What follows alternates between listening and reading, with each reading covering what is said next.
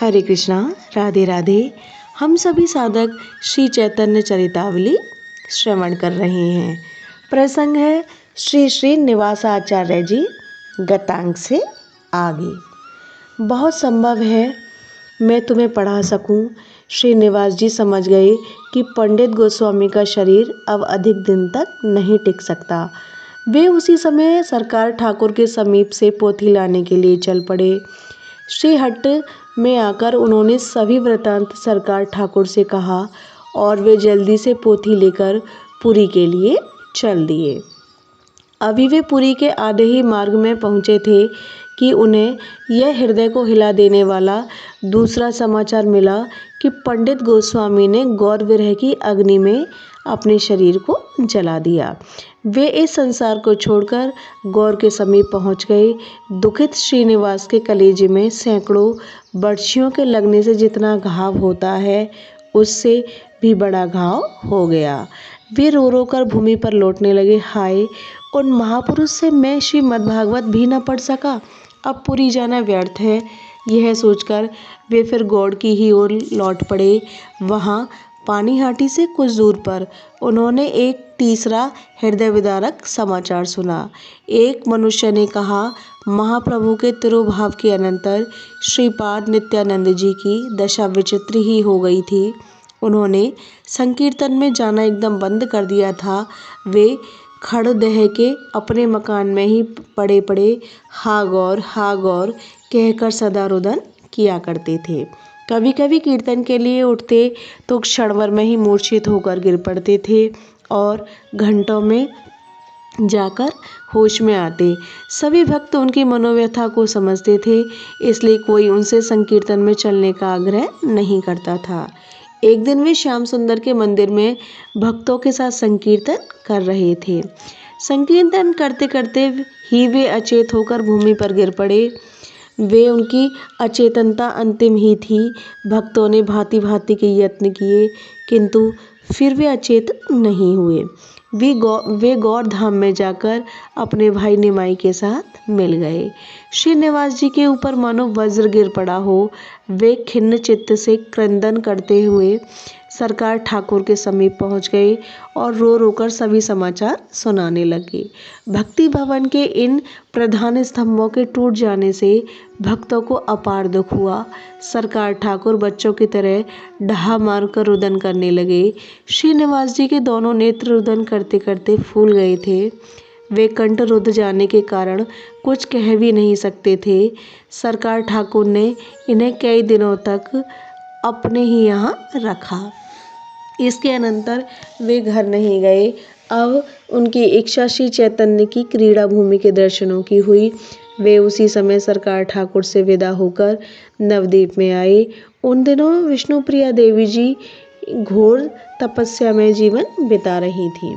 वे किसी से भी बातें नहीं करती थी किंतु उन्हें स्वप्न में श्री गौरांग का आदेश हुआ कि श्रीनिवास हमारा ही अंश है, इससे मिलने में कोई क्षति नहीं, इसके ऊपर तुम कृपा करो। तब उन्होंने श्रीनिवास जी को स्वयं बुलाया। वे इस छोटे बालक के ऐसे त्याग, वैराग्य, प्रेम और रूप लावण्य को देखकर बड़ी ही प्रसन्न हुई। प्रिया जी ने इनके ऊपर परम कृपा प्रदर्शित की, इनसे बातें की, इनके मस्तक पर अपना पैर रखा और अपने घर के बाहरी दलान में इन्हें कई दिनों तक रखा। जगन माता विष्णुप्रिया जी से विदा होकर ये शांतिपुर में अद्वैताचार्य की जन्मभूमि को देखने गए। वहाँ से नित्यानंद जी के घर खड़दह में पहुँचे। वहाँ अवधूत की पत्नी श्रीमती जाह्नवी देवी ने इन पर अपार प्रेम प्रदर्शित किया और कई दिनों तक अपने घर में ही इन्हें रखा। उन दोनों माताओं की चरण वंदना करके ये खानाकुल कृष्णनगर के गोस्वामी अभिरामदास के दर्शनों को गए। उन्होंने ही इन्हें वृंदावन में जाकर भक्ति ग्रंथों के अध्ययन करने की अनुमति दी। उनकी आज्ञा श्रोधार्य करके ये अपनी माता से आज्ञा लेकर काशी प्रयाग होते हुए वृंदावन पहुँचे। वहाँ जीव गोस्वामी ने इनका बड़ा ही आदर सत्कार किया। उन्होंने ही गोपाल भट्ट से इन्हें मंत्र दीक्षा दिलाई। ये वृंदावन में ही रहकर श्री रूप और सनातन आदि गोस्वामियों के बनाए हुए भक्ति शास्त्रों का अध्ययन करने लगे। वहाँ इनके नरोत्तम दास जी और श्यामानंद जी के साथ भेंट हुई और उन्हीं के साथ ये गोस्वामियों के ग्रंथों का अध्ययन करने लगे। श्री जीव गोस्वामी जी ने जब समझ लिया कि ये तीनों ही योग्य बन गए हैं, तीनों ही तेजस्वी, मेधावी और प्रभावशाली हैं, तब इन्हें गौड़ देश में भक्ति तत्व का प्रचार करने के निमित्त भेजा। नरोत्तम दास जी को ठाकुर की उपाधि दी और श्रीनिवास जी को आचार्य की। भक्ति ग्रंथों के बिना भक्ति मार्ग का यथाविधि प्रचार हो ही नहीं सकता। अतः जीव गोस्वामी ने बहुत से ग्रंथों को मोमजामे में कपड़ों में बंधवा कर तथा कई सुरक्षित संदूकों में बंद कराकर एक बैलगाड़ी में लादकर इनके साथ भेजा। रक्षा के लिए साथ में 10 अस्त्रधारी सिपाही भी कर दिए। तीनों ही तेजस्वी युवक अपने आचार्यों तथा भक्तों के चरणों में प्रणाम करके काशी प्रयाग होते हुए गौड़ देश की ओर जाने लगे। रास्ते में बांकुड़ा जिले के अंतर्गत वन विष्णुपुर नाम की एक छोटी सी राजधानी पड़ती है। वहां पहुंचकर डाकुओं ने इनकी सभी संदूकें छीन लीं और सभी को मार भगाया। इस बात से सभी को अपार कष्ट हुआ। असल में उस राज्य के शासक राजा वीर हम्मीर ही डाकुओं को उत्साहित कर दिया करते थे और उस गाड़ी को भी धन समझकर उन्होंने ही लुटवा दिया था। पुस्तकों के लुट जाने से दुखी होकर श्रीनिवास जी ने श्यामानंद जी से और नरोत्तम ठाकुर से कहा, आप लोग अपने अपने स्थानों को जाइए और आचार्य चरणों की आज्ञा को शिरोधार्य करके भक्ति मार्ग का प्रचार कीजिए। मैं या तो इन पुस्तकों को प्राप्त करके ही लौटूंगा या यहीं कहीं प्राण गंवा दूंगा।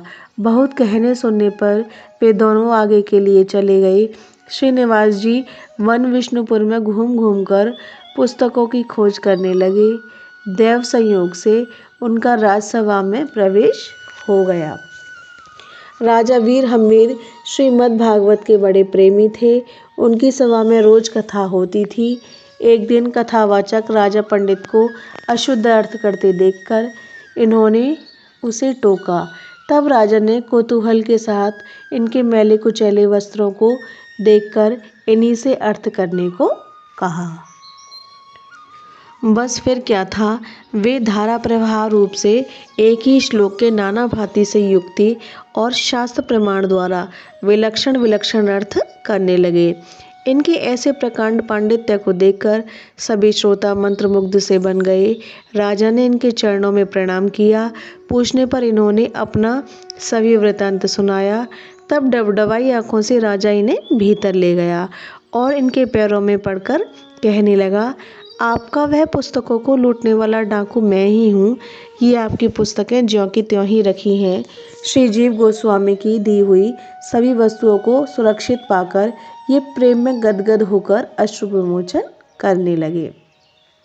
इन्होंने श्रद्धा भक्ति के साथ उन पुस्तकों को प्रणाम किया और अपने परिश्रम को सफल हुआ समझकर अत्यंत ही प्रसन्न हो गए। उसी दिन से राजा ने वह कुत्सित कर्म एकदम त्याग दिया और वह इनका मंत्र शिष्य बन गया। वन विष्णुपुर के राजा का उद्धार करके फिर ये जाजीग्राम में अपनी माता के दर्शनों के लिए आए। बहुत दिनों के पश्चात अपने प्यारे पुत्र को पाकर स्नेहमयी माता की प्रसन्नता का ठिकाना नहीं रहा। वह प्रेम में गदगद कंठ से रुदन करने लगी। आचार्य श्रीनिवास जी अब वहीं रहकर भक्ति मार्ग का प्रचार करने लगे। उनकी वाणी में आकर्षण था, चेहरे पर तेज था। सभी वैष्णव इनका अत्यधिक आदर करते थे। वैष्णव समाज के ये सम्माननीय अग्रणी समझे जाते थे। 49 वर्ष की अवस्था में इन्होंने अपना पहला विवाह किया और कुछ दिनों बाद दूसरा विवाह भी कर लिया। इस प्रकार 2 विवाह करने पर भी ये विरक्तों की ही भांति जीवन बिताने लगे। बीच में ये एक बार पुनः अपने गुरुदेव के दर्शनों के निमित्त वृंदावन पधारे थे। तब तक इनके गुरु श्री गोपाल भट्ट का वैकुंठवास हो चुका था। कुछ दिन वृंदावन रहकर ये पुनः गौड़ देश में आकर प्रचार कार्य करने लगे। वन विष्णुपुर के राजा ने इनके रहने के लिए अपने यहाँ एक पृथक भवन बनवा दिया था। ये कभी कभी जाकर वहाँ भी रहते थे। अंत में आप अपनी अवस्था का अंत समझकर श्री वृंदावन धाम को चले गए और वहाँ से लौटकर फिर गौड़ देश में नहीं आए। उनका पुण्यमय अलौकिक शरीर वृंदावन भूमि के पावन कणों के साथ एकीभूत हो गया। वे वैष्णवों के परम आदरणीय आचार्य अपनी अनुपम भक्ति और त्यागमय वृत्ति के द्वारा प्रवृत्ति पक्ष वाले वैष्णवों के लिए एक परम आदर्श उपस्थित कर गए। यह प्रसंग अब यही विश्राम लेता है। हरे कृष्णा, राधे राधे।